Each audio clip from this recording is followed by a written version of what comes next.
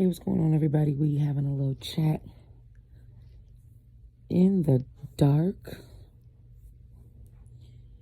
want to just come on and talk about something real quick. Y'all gotta bear with me because my allergies got my throat itchy, irritated, all of the above. You know what I'm learning? I'm seeing so many different things that go on in the world, and just from so many different people that I counsel. Yeah, pardon me. And, you know, right now, if you haven't noticed, it's been a heavy attack just on the mind. It's been a heavy attack on how we think. It's been a heavy attack on the way we think people see us. It's been a heavy attack on how we view things, our perception, others' perception. You know, it's been a heavy, heavy, heavy attack on the mind. Y'all, I talk to so many people every day, and I notice that everything seems to link back to the mind. And of course, let's just say the mind is the umbrella, and then everything under there comes with your emotions, your feelings, you know, what's happening, what's not happening, what you think you deserve, what you don't deserve.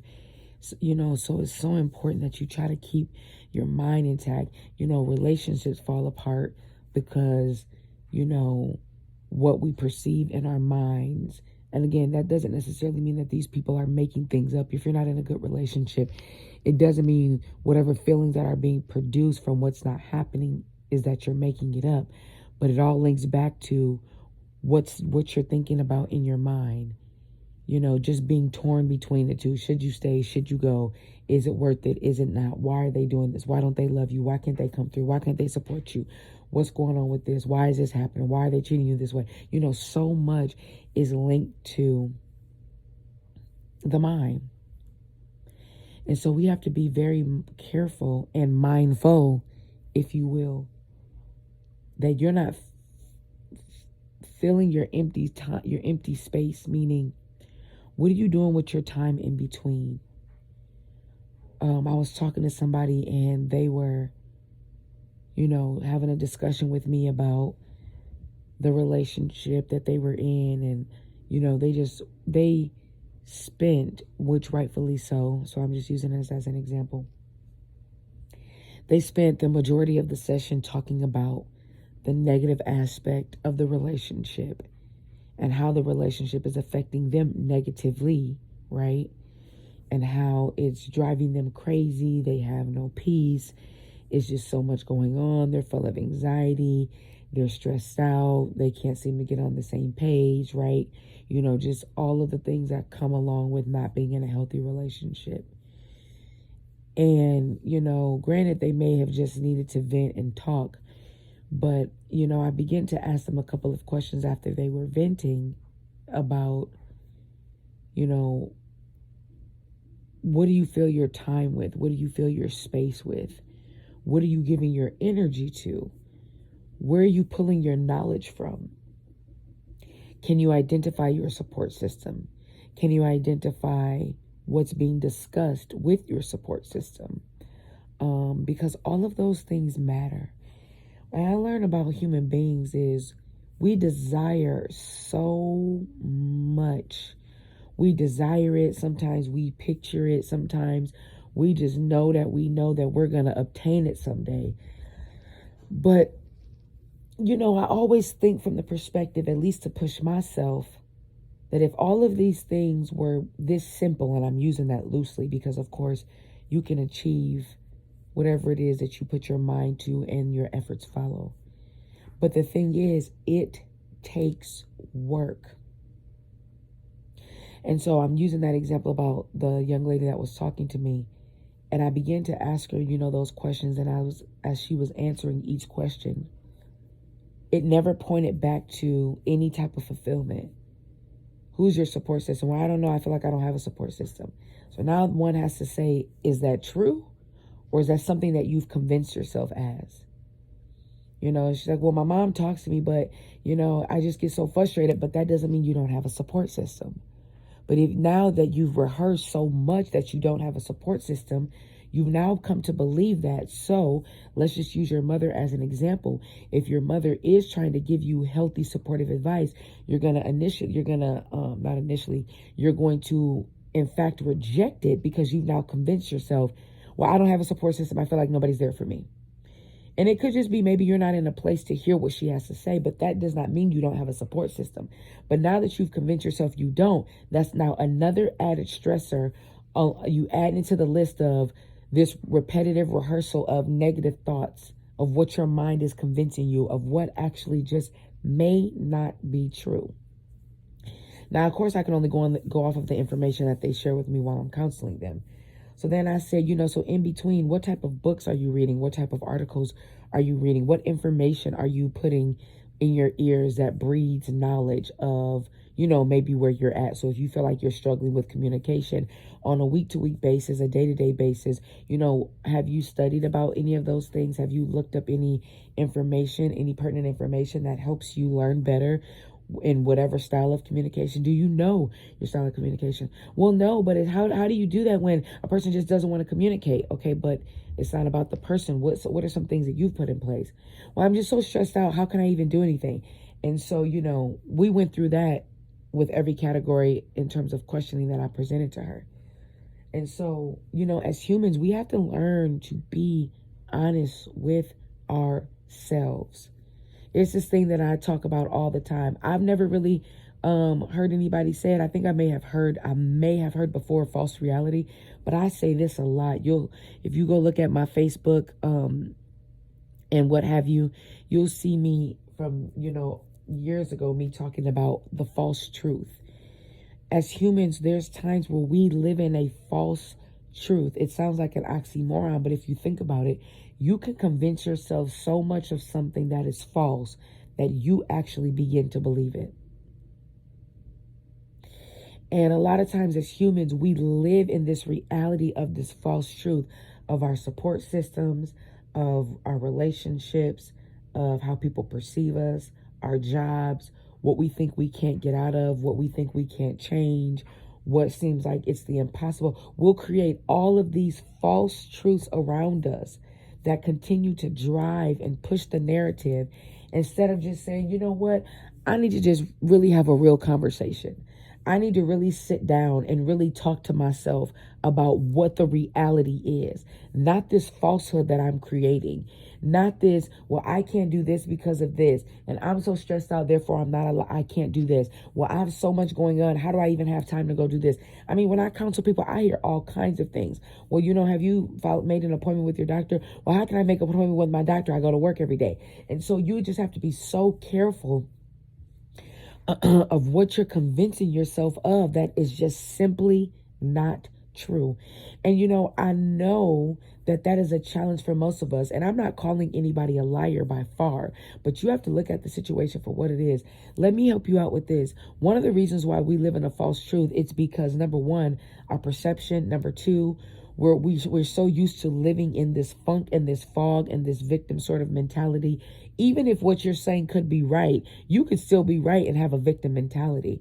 Right? Because at times we want to blame everybody else. Well, after you put the blame there, after you place the blame on the individual, what is the part that you're responsible for? So we live in this victim sort of mentality, right? And then we create these narratives to further push the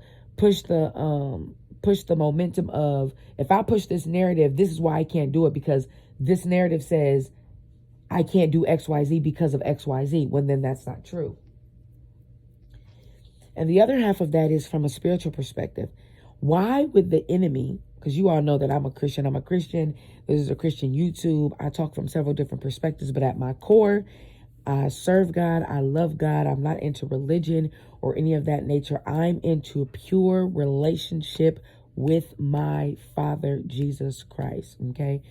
But then you have the spiritual aspect of it, where on one hand, you have everything that you're doing. And on the other hand, the devil does not want you to come to terms with the truth about your life. The devil doesn't want you to have a real conversation with yourself, i.e., I'm just being lazy. I'm making excuses. Okay, how many years am I going to blame these people? At what point am I going to take accountability? How many years am I going to say it's everybody else's fault? How many years am I going to put up all of these barriers? How many years am I going to keep creating these false narratives of why something can't get done? Why am I not starting anything? Why am I not finishing anything? Why don't I have goals? Why am I not accomplishing? See, the devil wants you to stay there. He doesn't want to, the devil's intent is not to pull you into reality so that change can be made.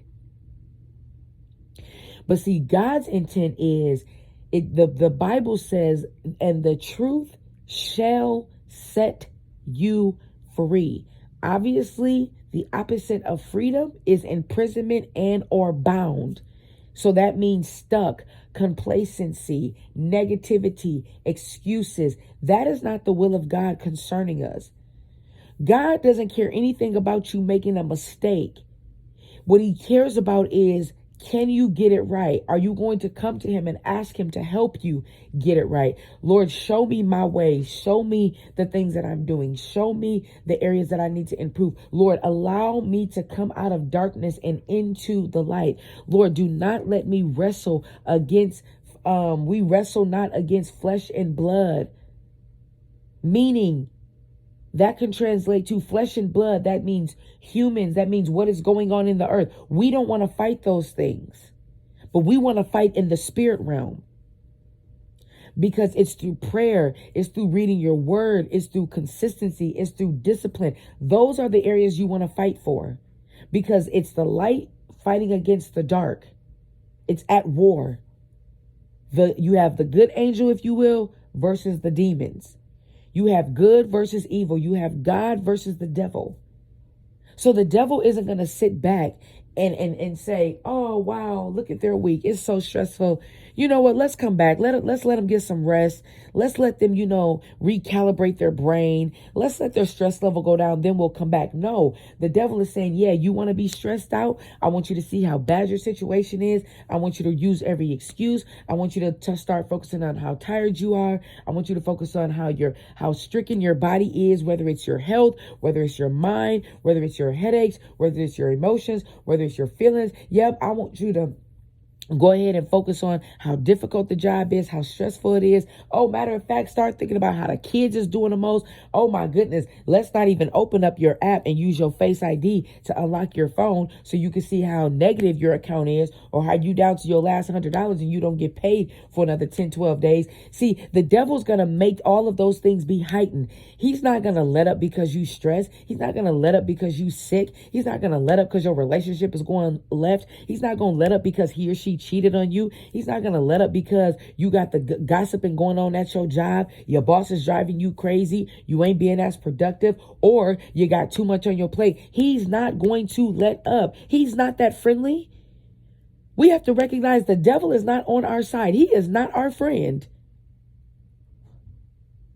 So therefore, the more you rehearse in your mind what's not, what can't be, what's not happening for you. Oh my goodness. And when it rains, it pours. It's always something. And granted, we understand that there's going to be times that we vent. We understand that. But some of us live in the place of negativity, live in the place of bad vibes, live in the place of poor energy. I mean, your whole day out of a 24-hour period, not even the time where you sleep and you're at peace. Why? Because it's now manifested into your dreams. You having dreams about difficult things. You so restless. You tossing and you turning. You waking up in the middle of the night, thinking about your bills, thinking about the holidays, thinking about what you don't have. You ain't even got good sleep. Therefore, you waking up in the morning with poor attitude, no energy, no type of livelihood to you. The devil is not your friend. Struggle, stress, procrastination, negativity, anxiety, depression, double-mindedness, none of that stuff is on your side. None of that stuff is being produced to help you.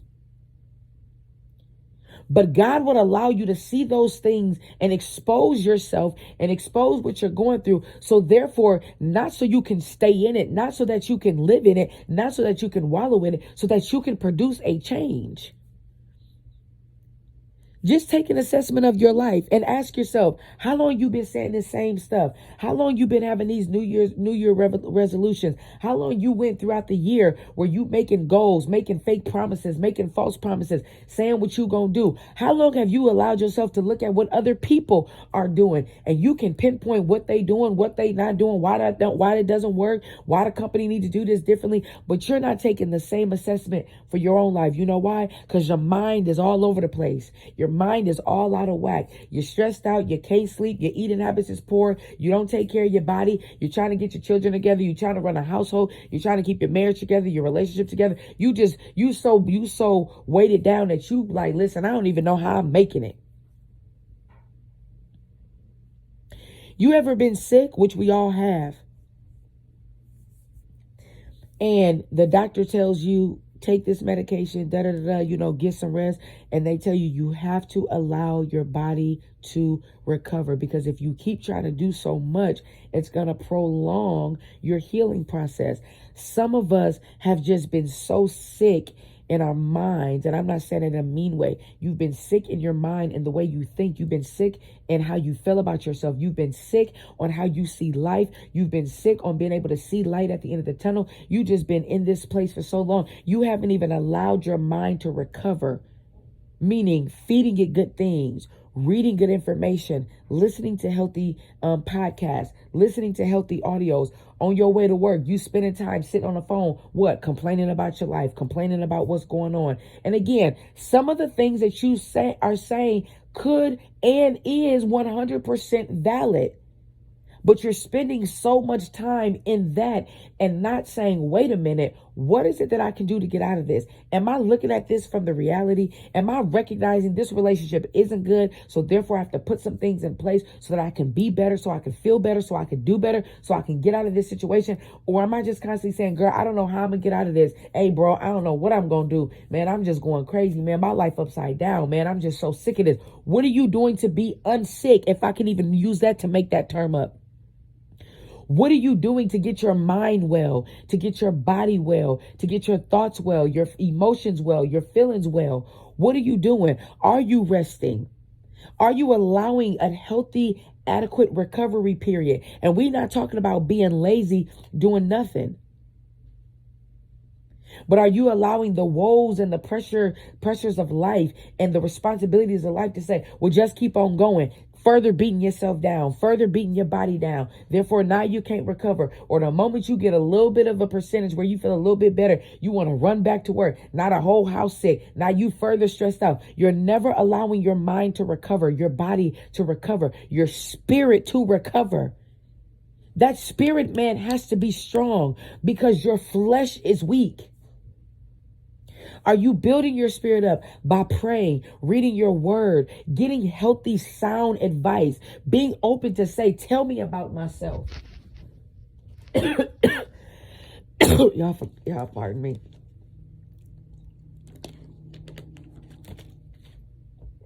Are we doing those things? Are we living in a fairy tale where we think things is just going to get better overnight, but we want to spend half the time complaining? You know, when people are in their sessions with me, I make sure I already tell them up front that we're going to have a healthy balance, because I know that you seeing me week after week after week, if we only talk about what is going on in your life in terms of your problems, your childhood, all of these negative things, but I don't allow just as much space to talk about positivity, how to undo those things, giving you different assignments, us making different goals together, allowing you to express, what do you want your life to look like? What is that? Articulate what that looks like. If we're just spending so much time talking about all of these negative things, guess what? You're going to still be in a deficit. So if you only see me once a week, you still got 6 other days that you got to be able to function. And so I tell people, hey, when you go get therapy or counselor, what have you, when you go see somebody, when you go talk to somebody, whether that's professional or whether that's a friend, whether that's a spiritual advisor, whether it's your pastor, you cannot expect to spend all of your time talking about all of these things that has happened to you, but not fulfill yourself with the opposite, which is positivity, goals, uplifting your soul, uplifting your spirit, But then you think you finna function from a great place for the next 6 days. No, you're going to have triggers. You're going to leave the session thinking about it. It's going to be on your mind all day. You're going to have to carry that for the rest of the week. So you can't just talk about all these negative things and all of this, dig up all of this trauma and just leave it there. Imagine somebody burying a body and all the police department does is hire the proper team to dig the body up and then they just leave the body there. No, you have to get the body. You have to dispose of it after you go ahead and take it to the coroners. There's a process. You cannot just leave that bile there. You cannot just leave that death there. So when you're digging up all of these emotions that you're feeling, you cannot just leave it there. You have to do something with it. Otherwise, guess what'll happen? If they just, the police department just, or the detectives just dig up the body and leave it there, that's contamination. The neighborhood or wherever it's at going to be smelling bad. You're going to have vultures coming in. It's going to create a mess, a bigger mess. It's going to add to what's already dead. So you just can't dig up what's in you. You have to dig up what's in you. You have to replenish it with something healthy. A farmer cannot just plant seed and not help fertilize it and grow the crops. He has to tend to those crops on a consistent basis until he sees healthy fruit produce. He has to also tend to it because he can have some healthy fruit and then some bad fruit. He has to cut away that dead fruit, the molded fruit, the bad fruit. Why? So it does not contaminate the good fruit. When you go to the doctor and they find out you have cancer, they don't just say, oh, okay, you have cancer. No, they have to do an entire scan because they have to make sure what? It does not spread, because you could have healthy parts of your body, but then you can have a disease over here. But guess what? If you leave it there, the disease will then begin to spread and make what is healthy unhealthy. Then that's why they say the infection has spread. The cancer has spread. Because you can't have something that's infectious and put it with something that is healthy and think that what is healthy is going to kill the infection. No, 9 times out of 10, the infection is now going to infiltrate what is healthy and begin to kill it. So I tell people, just as much as you talk to people about what you're dealing with, you have to spend that much more time and more, because spending that much more time talking about, so if you spend an hour hypothetically on talking about what's been going on with you, that's not good. And you spend an hour talking about positive things, all you're doing is breaking even. So you're just breaking even. But you need to now add something else to you to help you be able to keep going. So you take out $100 in your account and you a negative 100 and you put 100 in, you know what your balance is going to say? 0. Because you were negative 100. You put 100 in. Now you broke even. You still can't spend any money. You still don't have any money because you were in the deficit. So you had to put the same amount in to break even of the deficit. But now if you want to go get something else, you have to put more money in to spend. So that's just kind of the same concept about your life. If your mind is spending so much time thinking about all of these negative things, now you have to talk about a bunch of positive things to break even. But in order for you to keep going, you have to add more to that. Y'all understand what I'm saying? So don't just keep walking around talking about woe is you. Guess what? I'll help you out. You're right. It's valid. They were wrong. You never may be able to get the apology. How many times you going to keep talking about that bad relationship? The relationship is over and it's done with. How many times you gonna go into something new and bring your past with you? Girl, that's why I have trust issues. Yeah, that's why I don't trust somebody. I was talking to somebody the other day and the gentleman was saying, my baby mama acting like this and woo and da-da-da. He was like, you know what? Because I still have struggles from 5-6 years ago when I was dating my first girlfriend who broke my heart. Now, of course, I know how to be professional, but in my brain, I'm like, 5-6 years ago, you bringing that into something 6-7 years later. with a brand new girlfriend who you've been dating for a little bit. Now y'all got a baby together, and you talk about, see, because you know what I'm saying, Miss Jennifer, I got trust issues anyway from my first girlfriend from 5-6 years ago. What? How are you expecting to nurture anything for the better when you carrying something from 5-6 years ago? I said, but that means you should just have trust issues with that individual, not this new person. This new person doesn't have anything to do with that. So now you're in an illegal battle with trust. Trust didn't do anything. That particular person broke your trust.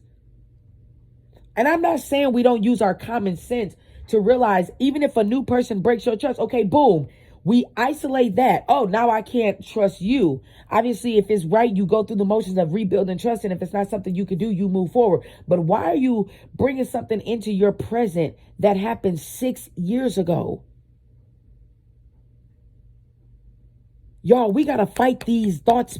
We got to fight these thoughts. We got to fight these feelings.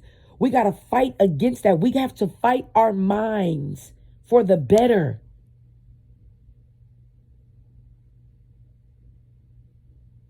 I love y'all. That's all I got. We'll talk soon.